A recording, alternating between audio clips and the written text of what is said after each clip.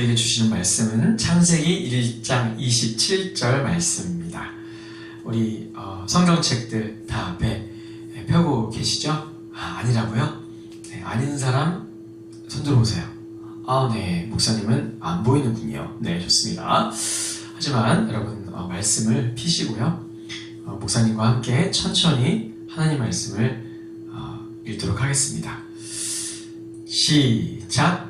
하나님이 자신의 형상대로 사람을 창조하셨으니 곧 하나님의 형상대로 사람을 창조하시되 남자와 여자로 창조하셨다. 아멘. 저는 여기다 오늘날 시대 가운데 하나 더 붙이고 싶네요. 남자와 여자로 창조하셨다. 트랜스젠더는 없다.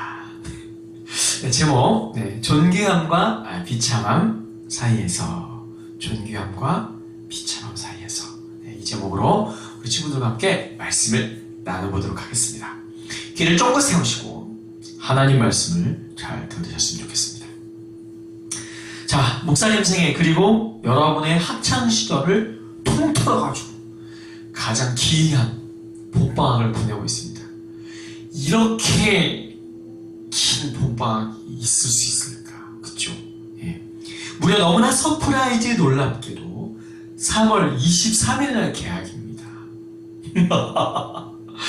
네, 당연히 봄방학이 길어서 즐거울 줄은 알지만 여러분들 그거 기억하셔야 돼요. 이렇게 개학이 늦어지면 당연히 여름방학은 줄어들게 뻔합니다. 또 수업 일수 채우느라 완전 대박 매일 빠르게 1학기는 지나갈 것으로 예상됩니다. 또 우리 1학년 친구들은 교복 예쁘게 마치셨죠? 요즘 교복이 비싸가지고 금값이라면서요. 그 교복이 지금 옷장에서 대기 타고 있는 걸 알고 있습니다. 언제 입을까? 네. 지금 이런 어떤 코로나와 또 어려운 시기에 우리는 세 부류의 친구들의 소식을 듣게 되는데요. 첫 번째 친구들은 때는 이때다 하면서 PC방과 코인 노래방에서 마스크도 안 한 채 개떼처럼 모여서 코로나 덤비야 하면서 마스크도 안 하고 그 맛있는 PC방 라면 얼마나 맛있어, 그치? 딴 데서 먹는 것보다 PC방에서 먹는 게 맛있잖아요. 그래서 목사님들 라면에 짜파게티 PC방에서 목사님 PC방 가냐고요? 타락했냐고요? 네. 목사님도 PC방을 상습적으로 다니진 않아요. 하지만 여러분이 어떤 생활을 하고 있는지 알기 위해서 1년에 한 2번 정도 1학기에 한 번 가서 욕 처먹으면서 리그 오브 레전드를 하고 그러고 있습니다. 또 오버워치도 하고요. 저는 못해요. 1년에 한 번씩까지 모르겠어요. 근데 한 가지 느낀 것은 정말 라면이 맛있구나 이런 거 느낍니다. 자, 아무튼 때는 이때다 하면서 PC방에 얼마나 위험한데 개떼처럼 모여가지고 아이돌 흉내내고 또 유흥을 즐기고 코인 노래방에서 그렇게 즐기고 있는 그런 부류의 소식이 들리고 있는데 좀 자제하셨으면 좋겠어요. 두 번째는 이 태국에서 지내는 분들인데 뭐냐고요? 태국에서 방에 꼭 박혀가지고 비록 외출을 자제하다 보니 머리를 안 감아서 머리가 떡이 되고 지난주부터 계속 입고 있었던 추리닝, 일명 트레이닝이죠. 전문 노숙자 코스프레. 저 엄마가 아빠가 보면 제가 도대체 학생인지 아는 그런 친구들도 있지만 또 이런 친구들은 또 나름대로 이유가 있더라고요. 스마트폰으로 또 인터넷을 통해서 열심히 공부를 한다는 소식도 들려옵니다. 물론 이 와중에 학원에서 공부하는 친구도 있지만요. 학원은 좀 위험할 것 같죠. 네, 그렇습니다. 마지막으로 한 부류는요. 이 나라의 아픔을 자신의 아픔으로 알며 울고 불며 나라와 민족과 열방을 위해 열심히 기도하면서 하나님을 의지하는 친구 하나도 없죠. 있을 거라고는 정말 저는 생각하지 않지만 그래도 가끔 가다가 이런 친구가 아주 소수이지만 한 명씩 있기도 합니다. 사실 목사님은 이런 친구들이 좀 무섭기도 합니다. 잘 되면 좋겠지만 잘못되면 2만이나 3만이 또 될 수 있습니다. 여러분 아무튼 광신도들 그래도 좋습니다. 그렇게 기도해 주는 게 어디예요, 그렇죠? 아무튼 이런 세 부류의 친구들이 있는데 여러분은 어떤 생활을 하고 계신지 목사님 궁금하네요. 여러분들이 무척 보고 싶습니다. 또 한편으로는 두려운 마음이 있는 것은 일부 인원들이 너무 이 영상 예배가 좋은 거예요. 편리하고 짧고 너무 좋은 거지. 그래서 이대로 쭉쭉쭉쭉쭉 고등부에 안 나오고 인터넷 영상 예배에 익숙해지는 것은 아닌지 무척 오직에 대한 완전 진심으로 걱정이 되는 것도 사실입니다. 자, 오늘 말씀은요, 우리 친구들이 얼마나 존귀하고 소중한 존재인지를 한번 하나님께서 주신 말씀을 통해 생각해 보시는 시간을 가지려고 합니다. 사랑하는 친구들, 여러분은 여러분들이 얼마나 소중한 존재인지 사실은 잘 모르고 계신 것 같아요. 또 여러분의 고등 시절이 얼마나 가치 있고 찬란한 시간인지, 푸르른 시간인지를 여러분들은 사실 공부에 시달렸냐고 잘 모를 겁니다. 사실 여러분이 그 가진 젊음만 해도 그래요. 엄청 가치 있는 거거든요. 젊음이라는 거는 세상의 모든 걸 주고도 바꿀 수가 없는 거예요. 그렇죠? 목사님도 돌아가고 싶다면 고등 시절로 다시 한번 돌아보고 싶네요. 네, 고등학교 졸업한 지 얼마 안 됐어요. 네. 엊그제 같습니다. 네. 여러분 젊어서 이렇게 밤에 자고 일어나면 가끔 이렇게 베개 배우자면 이렇게 자국이 나잖아요. 세수하고 화장품 바르고 이러고 나면은 싹 없어지잖아요. 하지만 목사님이랑 쌤들은 밤에 자고 일어나서 얼굴 자국을 확인하면 아침에 출근해도 희미하게 남아있는 자국을 보면서 참 젊은 게 좋은 거구나 이런 생각을 해보게 됩니다.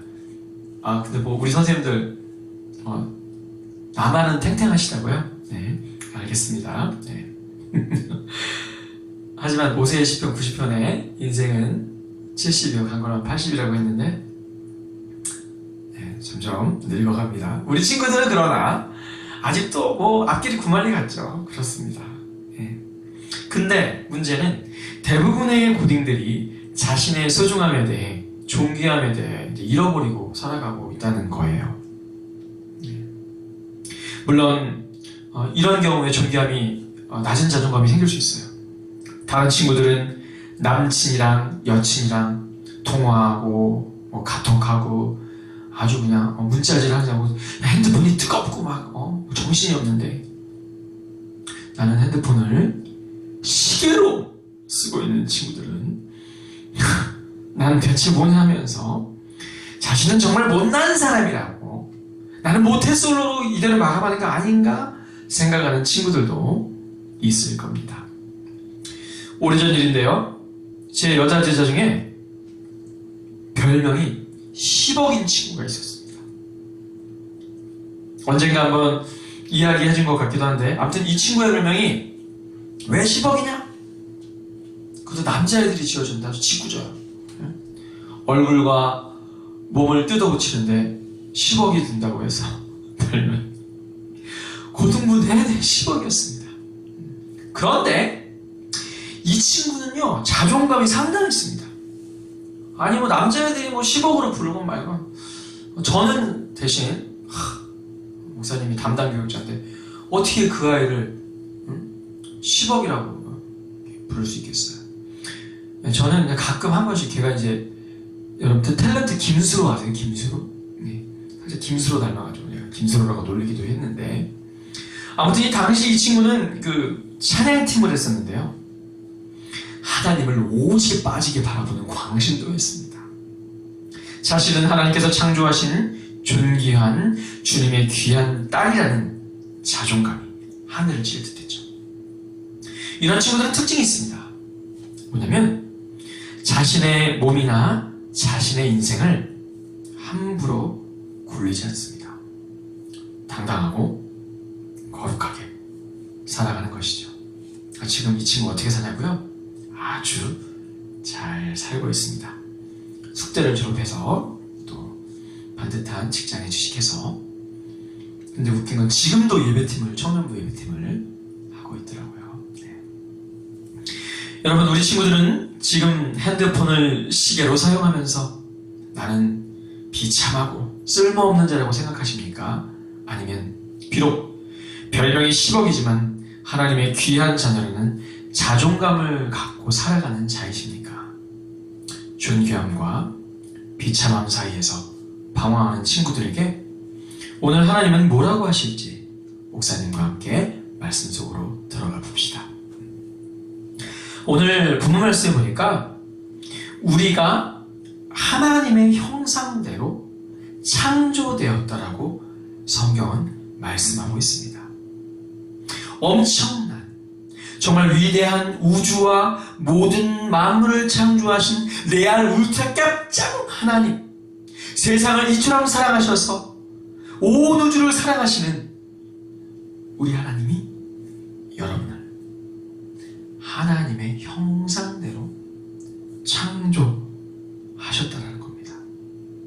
그분의 능력으로 우리가 창조된 거예요. 놀랍죠? 그런데 여러분, 하나님은 형상이 있나요? 네, 없지요. 설사 하나님은 형상이 있더라도 우리와는 다른 차원의 존재이십니다. 여러분, 신이 되려면요, 신이 되려면 이만희처럼 같은 차원의 존재는 신이 될 수가 없는 거예요. 예수님은요, 네, 예수님은 물론 같은 차원으로 하나님이신 그분이 내려오셨으나, 여러분, 그분이 우리랑 같은 차원으로 있으시지만 또한 그분은 신성, 하나님의 능력을 잃어버리지 않았잖아요. 그쵸? 어떻게 알아요? 죽은 자를 살리시고 병자들을 고치시고 귀신 들린 자를 고치시고 바다를 잠잠케 하시는, 무리를 걸으시는 그분은 어때요? 우리랑 예수님도 사실은 같은 땅에 살았지만 차원이 틀린 분이에요. 그래서 예수님을 표현할 때 물론 좀 어려운 표현입니다. 그분은 우리와 달리 이성 1인격, 그러니까 뭐예요? 한 인격 안에 신성과 인성이 공존하는 전무후무한 존재이신 거죠. 네. 근데 이만희는요? 걔가 뭡니까? 제가 목사님들이랑 식사하면서 신천지 구별법 아냐고, 그래서 제가 다 따라해보라고 그랬어요. 그거를 따라하는 사람들은 일단 신천지가 아니야, 여러분. 그래서 제가 옆에 있는 김재환 목사님부터 시작해서 쫙 전사님들까지 해보라고 했어요. 자, 따라해보세요. 이만희 개새끼 했더니 다 자신있게 따라하셨습니다. 여러분, 이래도 이만희가 만약에 진짜 신이고 그가 진짜 구원자고 진짜 그 사입이가 진짜라면은 우리가 아마 저주받을 거예요. 근데 여러분, 신은 그런 존재가 아닙니다. 차원이 틀린 존재인 거죠. 차원이 다르면 다른 차원을 인지할 수 없음을 여러분은 너무나 잘 알고 있습니다. 아시죠? 개미는 인간들의 세상을 몰라요. 동물들도 인간들의 세상을 모릅니다. 왜? 차원이 틀리기 때문에 그렇습니다. 특히 동물들은 3차원이라 똑같을지 모르겠지만 곤충이나 일부 어떤 그런 땅에 기어다니는 생물들은 몇백 개 인지할 수가 없어서 3D인 인간 동물들의 세계를 이해할 수가 없는 거죠. 하나님은 그런 분이에요. 우리의 차원보다 높으신 분이에요. 그러니까 뭐예요? 홍해를 가르는 거 말도 안 돼요. 그쵸? 말이 안 되죠. 우리 입장에서는. 하지만 우리보다 차원이 높으신 하나님이기 때문에 홍해를 가르시는 것이 당연한 겁니다. 아시겠어요? 네, 그렇습니다. 또한 그분은 시간 안에서 역사하시나 시간 밖에서 존재하시는 영원한 분이십니다. 오늘 이 본문에 그래서요, 형상대로의 의미는 이런 어떤 형체의 의미가 아니라요, 어떤 겁니까? 바로 하나님과 우리가 함께 교제를 나눌 수 있는 인격에 관한 얘기인 거죠. 감정이나 의지나 이런 것들에 관한 문제인 것입니다. 그래서 우리는 하나님의 인격으로 지어졌고 하나님과 더불어 이야기하고 사랑을 나눌 수 있는 유일한 존재인 거예요. 네, 유일한 존재. 아무리 콩고의 그랜드 고릴라가 사람을 닮아도 개들이 하나님하고 교제를 못합니다.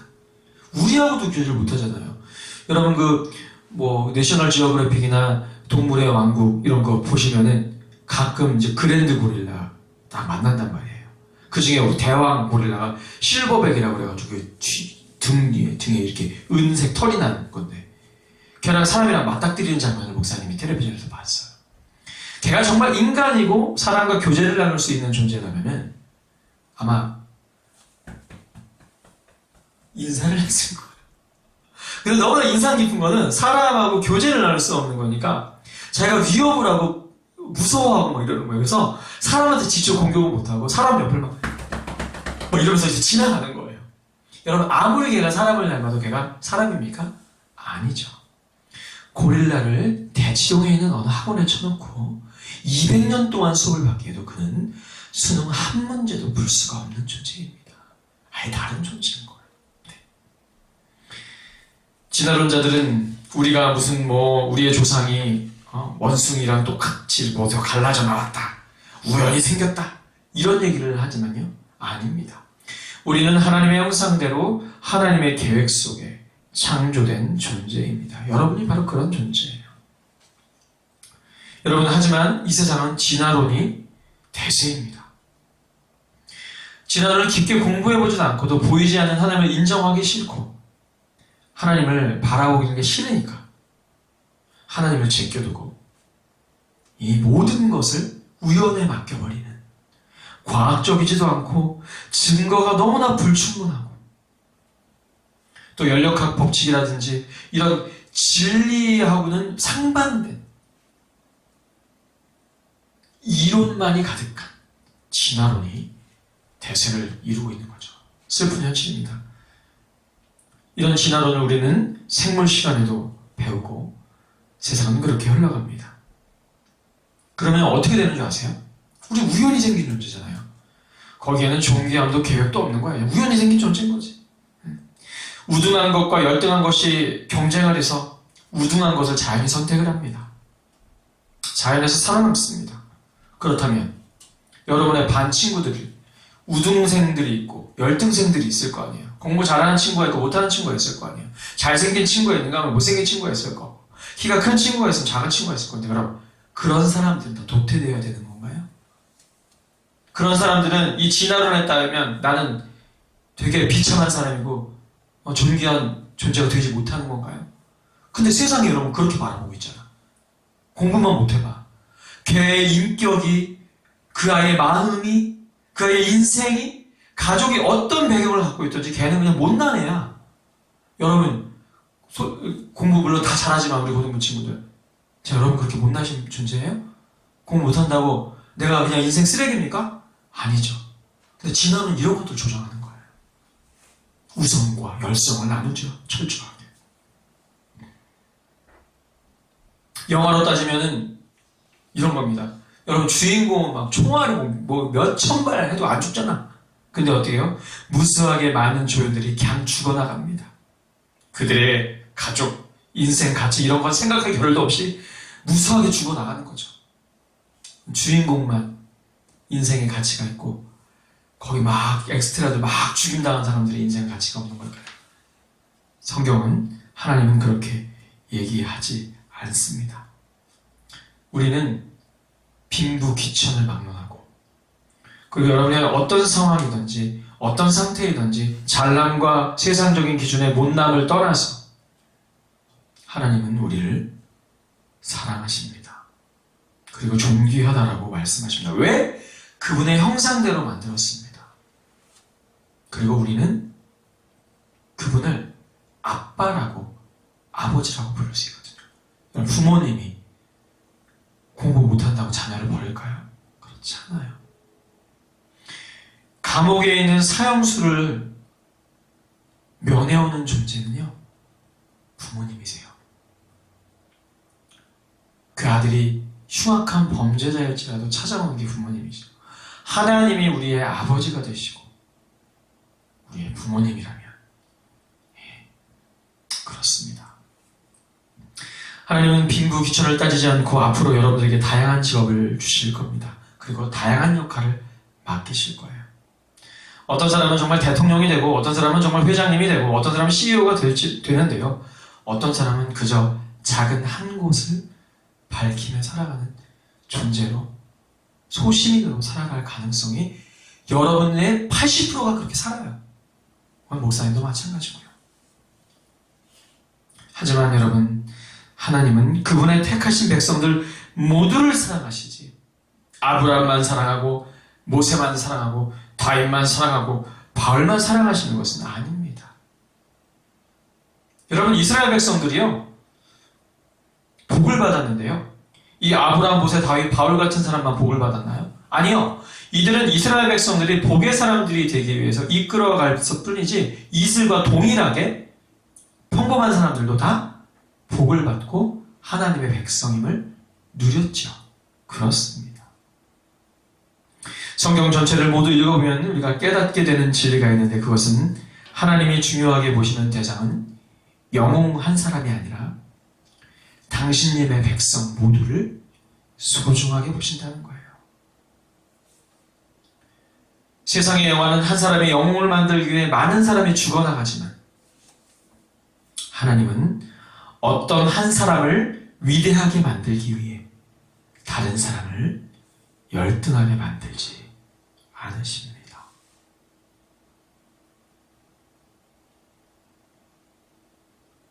여러분, 힘을 내세요. 그러나 우리는 타락하였고, 스스로 하나님이 우리를 사랑하시고 존귀하게 여기신다는 이 존귀함을 우리 마음속에서 스스로 무너뜨렸죠. 죄 때문에 그런 거죠. 이제 우리는 우리의 존재의 가치를 그분 안에서 찾는 존재가 아니라 사람들의 눈치를 보며 사람들의 인정을 받기 원하고 인기를 누리기 원하는 존재로 바뀌게 되었습니다. 엄청 의식해요. 다른 사람들의 눈. 목사님은요? 마찬가지예요. 저도 그렇고. 샌들요? 샌들도 그렇고. 여러분도 그렇고. 세상이 그냥 사람들의 눈. 하나님의 눈은 하나님 보이지 않으니까 하나님의 가치고 하나님의 눈, 하나님 앞에서 이런 걸 생각 안 하죠. 그렇죠?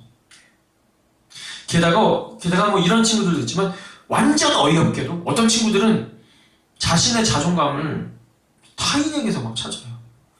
친구들끼리 얘기하면서, 야, 내 친구는 전교 1등이야. 이게 뭡니까? 자기가 전교 1등이 아닌데 나는 전교 1등이랑 친하다 이러면서 위안을 받는 거예요. 이게 웃기는 거지, 사실은. 그랬더니 옆에 있는 친구가 나도 질세라, 내 친구는 전국 1등이야. 까먹고 있어. 그랬더니 저 뒤쪽에서 내 친구는 세계 1등이야, 세계 1등. 그랬더니 이쪽에서 어떤 친구는, 야, 내 친구 태양계에서 1등이야. 수금주야, 목도 천해명 되지. 태양계에서 1등이야. 마지막으로 저 뒤에서 큰 친구 오면서, 야, 내 친구는 안드로메다에서 1등이야. 이러고 있는 거죠. 네? 나는 휘문고를 다닌다. 나는 영동을 보는 그 학교가 나의 자랑이 되고, 내가 보인고 출신이야, 내가 경기고 출신이야, 이러면서 이게 위안이 되면 안 되는 거예요, 여러분. 네? 어른들도 마찬가지입니다. 어른들도 모이면 수줍게, 우리 집은 30평이에요. 저쪽에서 우리 집은 4만 평이야, 4만 평. 이러는 거죠. 우리 차는 벤츠야. 우리 부모님은 이런 일을 하셔 하면서 자신의 자존감을 어때요? 타인에게 의지하고 있는 모습도 보이죠. 참 불쌍하고 어리석고 그런 존재입니다. 이 얼마나 어리석은 일입니까? 여러분, 성경에 나오는 왕 중에 아주 멋진 왕이 한 명 있었어요. 바로 이스라엘의 초대왕 사울왕입니다. 여러분, 이 사울왕이 어떻게 망가진 줄 아세요? 이 잘생기고 멋지고 능력 있는 사울왕, 종국이 완전 레알 진실로 망하게 됐는데 왜 그랬느냐? 사람들의 눈과 말을 의식했기 때문이에요. 다윗이랑 막 비교하는 얘기가 막 들리기 시작했거든요. 사울은 천천히요, 다윗은 만만이라. 점점 미쳐 돌아가는 겁니다. 창을 들고 다윗을 죽이려고 합니다. 자신이 어떤 일을 하는지 정신없이 흘러갑니다. 막 제사장의 역할을 막 침범하게 되고요. 나중에는 악신에 쓰여서 막 미쳐 돌아가게 되는 거죠. 결국에는 비참한 치욕을 맞이하게 됐습니다.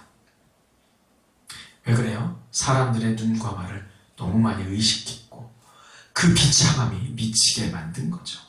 사울뿐만 아닙니다. 우리는 어떻습니까? 우리는 정말 사람의 눈을 의식하는 존재입니다. 그래서 그 잘남을 위해 열심히 일하고 살아옵니다. 근데 여러분 그거 아세요? 그렇게 열심히 일하고 살아온 최종 결과가 뭔지 아세요? 영광이라고요? 아니요. 죽음입니다. 죽어요. 근데 목사님, 예수님 믿는 사람들도 죽잖아요. 우리도 같이 망하는 거 아닌가요? 아니요, 그렇지 않죠. 우리는 우리에게 있어서 죽음이라는 비참함은 예수님을 믿는 여러분들과 저는, 우리 모두는 이 죽음이 우리를 괴롭힐 수 없습니다. 이런 것에 대한 표현을 옛날에 신앙의 선조 중에 영국의 웨스트민스터에 모여서 신앙을 정리하신 분들이 있어요. 이분들이 자신의 신앙을 문답 형식으로 정리해 놓은 것을 요리문답이라고 하고 영어로는 캐티키즘이라고 하는데, 이 문답 중에서 웨스트민스터 라저 캐티키즘, 그러니까 대요리 문답이 있습니다. 거기 쭉 이제 질문과 답을 해오는데 그 85문에 보면은 죽음에 관해서 이렇게 정의를 해놓습니다. 죽음이 죄값이라면 그리스도 안에서 자신들의 모든 죄를 용서받은 의인들은 왜 죽음에서 구원받지 못합니까? 쉽게 얘기하면 왜 예수님 믿는 사람들도 구원받았는데 왜 죽느냐 이 얘기예요. 그렇죠?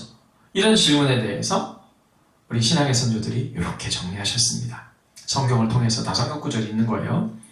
의인들은 마지막 날에 죽음 자체에서 구해지며, 그래요. 우리 마지막 날에 어떻게 부활하잖아요. 그렇죠? 죽을 때조차도 죽음이 쏘는 곳과 저주로부터 구해집니다. 죽음이 쏘는 곳, 죽이면 공격하거든요. 공포스럽게. 근데 여러분, 예수님 믿는 사람들은요, 마지막 갈 때 진짜 평안한 얼굴로 가는 거 아세요? 염할 때 시체 얼굴 보거든요. 이 호스피스 병동에서 일하시는 크리스찬들 다 고백합니다. 평안하게 가십니다. 비록 그들이 죽더라도 그 죽음이 하나님의 사랑에서 말미암은 것이기에 하나님께서는 의인들이 죽을 때에 그들이 죄와 비참함에서 완전히 자유롭게 되며 이때 그들이 영광 안에서 그리스도와 더 깊이 교제하게 하시고 그 영광 안에 교제로 들어가게 하십니다. 우리 죽어서 주님과 영원토록 교제하고 그분 안에 들어가게 되는 것이죠. 이 죄와 비참함에서 완전히 자유롭게 되는 것입니다. 그리고 마지막 날에 어떻게 된다고요? 부활합니다. 어떻게 부활해요? 육체와 영 모두 부활하는 겁니다. 사랑하는 친구들, 이제 결론입니다. 우리는 사실 비참한 존재입니다. 예수님을 믿고 나서도 비참함의 존재로서의 습성을 갖고 실패하며 살아갑니다. 오늘 우리 친구들이 존귀한 하나님의 자녀로서의 자존감을 회복하고 아름답고 멋진 인생을 살기 위해서 목사님이 3가지만 제안하고 오늘 말씀을 마치려고 합니다. 첫 번째는 여러분, 예수님을 영접하고 죄와 사망의 저주에서 해방되는 것. 그렇잖아요. 우리가 가장 겪을 수 있는 비참함의 최고는 뭐예요? 죽음일 것이죠. 이 죽음과 사망의 저주에서, 그 비참함에서 해방되려면 우리가 예수님을 믿어야 됩니다. 왜요? 네, 성경의 법이 그래요. 각 나라마다 법이 있고 사회마다 법이 있는데, 가정마다 법이 있는데, 하늘의 법은 어떻습니까? 하늘의 법은 어때요? 죄에 있는 자들을 위해 죄가 하나도 없으신 하나님의 아들이 죽으시고 그리고 3일 만에 부활하신 사실을 믿으면 우리가 구원받는다는 하늘의 법이 그렇습니다. 그래서 그것을 믿는 자마다, 그 사실을, 대속과 부활을 믿는 자마다 구원을 받는 건데요. 우리 친구들이 좀 돌아보셨으면 좋겠어요. 내가 뭐 집사님의 아들이기 때문에, 딸이기 때문에, 권사님의 아들, 딸이기 때문에 뭐 그렇게 교회 억지로 나오고 이렇잖아요. 근데 한번 여러분이 생각을 해보셨으면 좋겠습니다. 나는 과연 이 사실을 믿고 있는가? 만약 그렇지 못하다면 여러분이 가장 최후의 비참함들, 죽을 수밖에 없는 비참함들을 이겨내기 위해서라도 여러분 믿음의 도와 진리와 복음을 귀담아 듣는 우리 친구들 되었으면 좋겠습니다. 또 그것이 믿어지는 은혜가 있기를 주님의 이름으로 축원합니다. 또 두 번째는 여러분 우리가 연습을 해야 됩니다. 우리가 비참한 존재처럼 살아가면 안 돼요. 하나님을 우리를 존귀하게 해주셨고 존귀한 하나님의 백성으로 만드셨으니 우리는 하나님의 백성답게 살아가는 연습을 해야 됩니다. 연습. 예. 연습만이 살 길이에요. 예. 그럼 어떤 연습을 해야 됩니까? 세상 쾌락이 다가올 때 우리는 이 쾌락을 발로 차버릴 수 있는 연습을 해야 돼요. 여러분 쾌락이 다가올 때 그 쾌락 그대로를 즐기는 것은 동물들이나 하는 짓이죠. 우리에게 쾌락이라는 유혹들이 육적인 욕심을 터치하는 유혹들이 왔을 때 그것을 거룩함으로 견뎌내고 연습하는 것. 이런 연습이야말로 아주 존귀한 것이죠. 예를 들어볼까요? 우리가 길을 가다가 또는 인생을 살면서 어떤 연약한 자를 만났어요. 그 연약한 자를 하나님 사랑으로 감싸고 이해합니다. 그들에게 복음을 전합니다. 이거 동물들이 따라할 수 있을 것 같아요? 없어요. 세상 사람들이 따라할 수 있을 것 같아요? 없습니다. 우리이기 때문에 복음을 전하며 우리이기 때문에 사랑으로 감싸는 겁니다. 동물들은 어때요? 동물들은 자기 무리에서 연약한 것들이 있으면 자기 무리가 위험해지기 때문에 철저하게 외면합니다. 심지어는 자기 새끼도 연약하면 내버리더라고요. 예, 그렇습니다. 여러분 부단히 존귀한 자로서 살아가는 연습을 하실 때 내가 존귀한 자구나 이렇게 알 수 있는 것이죠. 저도 그런 느낌을 이제 장애우들을 위해서 이렇게 봉사활동을 한 1년 동안 했었는데 그때 많이 느꼈어요. 나는 참 존귀한 사람이구나. 마지막은요. 바로 이 존귀함을 잃어버리게 비참한 존재처럼 살게 만드는 이 세상의 공격으로부터 기도하면서 나가야 돼요. 여러분 세상 사람들이나 동물들은 기도할 줄 몰라요. 하지만 존귀하기 때문에 존귀한 존재이기 때문에 우리는 하나님과 교제하고 기도합니다. 그래서 이 기도할 때 주님은 3가지 정도로 응답을 하시는데요. 첫 번째는 우리가 도저히 할 수 없는 일들은 주께서 해주십니다. 네. 주님께서 해주세요. 또한 기도를 하면 믿음을 발휘할 기회를 주십니다. 이게 뭔 얘기냐? 우리는 맨날 이렇게 기도를 해요. 하나님 제가 사랑하게 해주세요. 하나님 제가 용서하게 해주세요. 하나님 제가 다른 사람 돕게 해주세요. 하나님 제가 참 예배자가 되게 해주세요. 뭐 이렇게 기도를 합니다. 하나님 공부 잘하기 위해서 기도해요. 그럼 하나님께서 그에게 물론 사랑할 능력도 주시고 뭐 지혜도 주시고 이렇지만 가장 중요한 것은 우리 기도를 하면 하나님께서 하나님 제가 이렇게 예를 들면 하나님 사랑하게 해주세요 하잖아요. 그러면 그 사랑을 베풀 수 있는 찬스, 기회들을 이렇게 주세요. 그때 기도한 사람들은 어때요? 내가 기도해왔던 그것들을 지금 발휘할 때구나 하면서 딱 사랑을 발휘하죠. 이 얼마나 존귀한 자의 모습입니까? 그렇죠? 네, 그렇습니다. 또 우리가 기도를 하는 이유는 하나님의 침묵에 대해서 우리의 영혼이 이해할 수 있게 만드는 역할을 하는 거예요. 침묵 속에 주를 바라보는 자, 폭풍 속에도 주를 바라보는 자로 하나님께서 존귀한 자로 거듭나게 하신다는 사실입니다.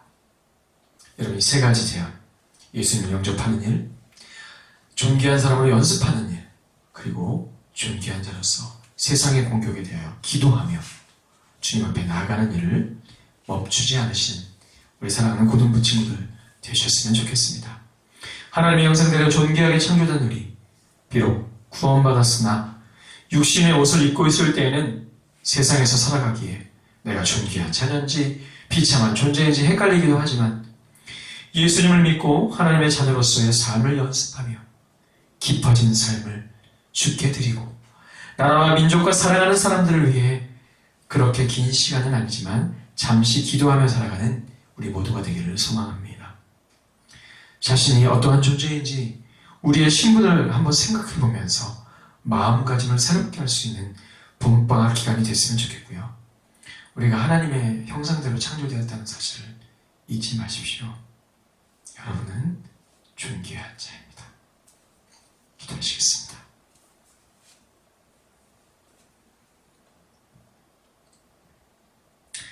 하나님, 우리를 존귀하게 창조하셨고 우리 고등부 친구들을 너무나 가치 있고 아름답게 지으셨습니다. 하나님 결코 우리를 사랑하심을, 우리를 향한 놀라운 계획을 포기하지 않으시며 끝까지 열심으로 우리를 사랑하시는 분임을 믿습니다. 우리 사랑하는 친구들, 지금은 비록 세상의 환경들과 공부하면서 또 세상을 바라보면서 여러 가지 조건들이 비참한 사람으로 느끼게 만드는 그런 환경이 조성되어 있으나 결코 우리는 비참한 사람들이 아님을 기억하게 하여 주시옵소서. 예수님을 교회 다니면서도 영접하지 아니한 친구들은 한번 진리와 믿음의 도를 생각하면서 주 예수 그리스도의 대속과 부활을 믿는 믿음 허락하여 주시옵소서. 또 하나님, 믿음의 길을, 존귀한 자로서의 길들을 열심히 연습하게 하여 주시고 하나님의 가치관으로 살아가는 우리 고등부 친구들 될 수 있도록 도와주시옵소서. 지금 이 시국에 존귀한 자처럼 기도하며 나라와 민족을 위해 자신의 시간을 나눌 수 있는 그런 사람들 다 될 수 있도록 주여 인도하여 주시옵소서. 결코 자신이 비참한 존재가 아니라 존귀한 존재임을 오늘 예배를 통해 깨닫게 하여 주시옵소서. 지금은 우리 주 예수 그리스도의 은혜와 하나님의 사랑하심과 성령님의 감동, 교통하심이 하나님 존귀한 자로 살기를 원합니다. 하나님의 백성으로, 하나님의 자녀로 그 존귀함을 잃지 않게 하소서. 다짐하며 돌아서는 우리 사랑하는 고등부 친구들 머리 위에 인생 위에 영원토록 함께 하실지어다. 아멘.